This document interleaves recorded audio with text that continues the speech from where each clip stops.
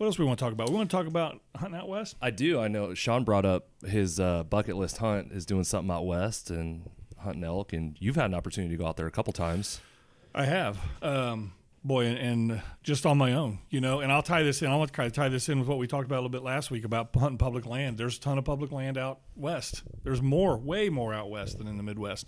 And we stay with the do-it-yourself method, man. So I've hunted bears twice in Idaho, and I've hunted elk once in New Mexico. Any luck? Yeah, on 2 of 3. So I'll tell you, my first story was the first time I went was bear hunting in Montana, and I got hooked up with a guy kind of online, and he said, yeah, you can go out there and hunt. He kind of talked us into it. So basically what we did is we got online. We knew we got a plane that would fly us into the Bitterroot National Forest. So we literally just drove our truck. There's no guides, no outfitters, no nothing. We drove to Missoula, Montana, and got on a plane, again, we hire a pilot that's got a plane. It's common out there. It's not that big a deal. It's like $150, $200 a person. He flies us out to the Bitterroot, and there's a big grass strip in the middle of the forest, and he lands, and he lets us out, and he says, I'll see you in 5 days, and off he goes. So there's no lodge. There's nothing. It's just us and our gear.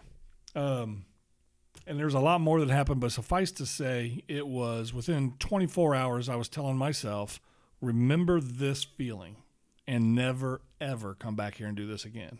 It was brutal. It was awful. I got to bring this up. You've talked about on several occasions how you think you were made to be on the TV show Naked and Afraid or Survivor. Yeah. Were you second guessing that thought when you were out there?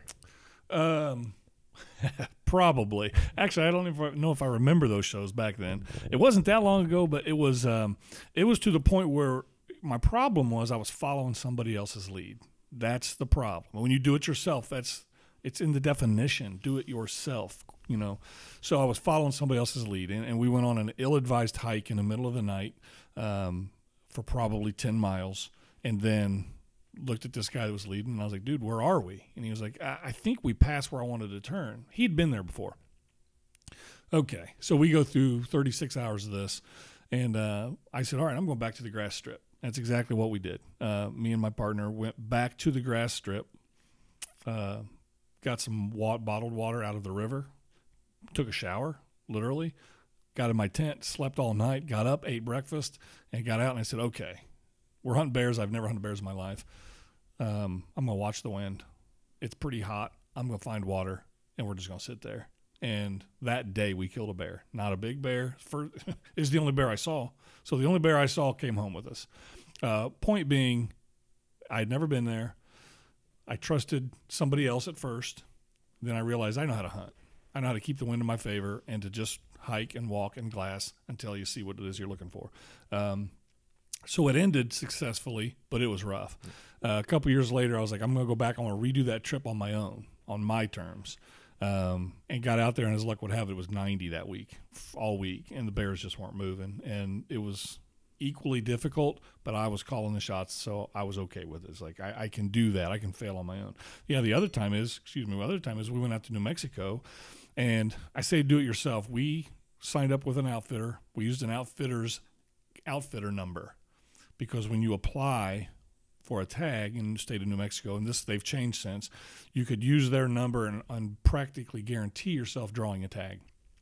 It was me and 2 friends, and we got in the truck and we drove to New Mexico. This is nothing anybody can't do. We went to their campsite for the outfitter, and part of we paid for our money to use their outfitter number. The other part was they would have a tent for us to stay in. That's it. And so we were out there, we went on public land, and 3 of us together, we bow hunted, and we agreed, listen, we're going to bow hunt together, so if we kill anything, we'll all share in it, we'll all share in everything. And it's kind of a similar story. 3 days of doing what we were being kind of told to do or go over there. Finally, we said, no, we know what to do, and we stopped, and we started making decisions on our own. We realized we needed to be at the top of a mountain in the morning. And so we couldn't afford to wake up and take the ATVs and drive and do all that stuff. So we went back to the tent, got our own sleeping bags, went back on the mountain and slept basically right at the base of this mountain. all on our own, right next to the trucks. We got up the next morning, scooted up the mountain, and sure enough, we were finally in front of this herd of elk. Now, again, I've never elk hunted. One of the guys had, so he had a little bit more idea what to do. And, we had an elk come get run off of a rub by a bigger elk, and this has all happened within 100 yards. And then a really good bull, if I remember, he was 310, 320. I mean, it was a good elk. He come walking right down this trail right to us, and we were spread out a little bit. And I kind of noticed one of my friends is kind of caught with his bow at his hand or at his side, and I thought, okay, I might have a shot here. The elk got to the point though where I was like, okay, if he charges, I need to know where I'm diving because he's walking right at me. I had no shot. About that time, our third friend stuck him from the side, and he come running at me about 2 steps, saw me, and took off. And it was a phenomenal experience. Something I can't wait to do again. But, again, this isn't about what I've done. This is about what, if you're listening to my voice, what you can do. Yeah. You get in your truck. That time we actually pulled a trailer, an open trailer, with our ATVs and 2 deep freezers and 2 generators with us, just in hoping we were going to get Pack something. that dude out. Yeah, and we did. And we quartered him up, packed him up, and put him in the freezer, turned the generators on, and headed home.